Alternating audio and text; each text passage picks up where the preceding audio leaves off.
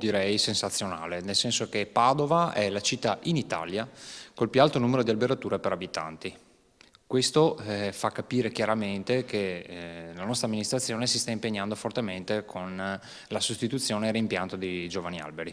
L'assessore Luciani vuole tagliar corto con le polemiche sulla gestione del verde pubblico. Dati alla mano, Padova è una città più verde, dice. Dal secondo semestre del 2014 al primo semestre del 2016, il saldo tra gli alberi piantati e quelli tagliati è positivo. In città ci sono 213 piante in più. Gli alberi hanno il loro ciclo vitale, dichiara l'assessore, e per questo, quando invecchiano, vanno tagliati e vanno sostituiti. Anche gli alberi tagliati in via 20 settembre verranno sostituiti da nuove piante. Dopo le polemiche sui presunti alberi maleodoranti, l'amministrazione si dice pronta a confrontarsi con la cittadinanza sulla scelta. Sulla tipologia di piante, lì si sta pensando a una tipologia di piante molto simile a quella che c'è davanti al castello, appunto per dare una linearità alla cosa. Si parlava appunto al Pirius, ma si pensava anche a degli aceri campestri.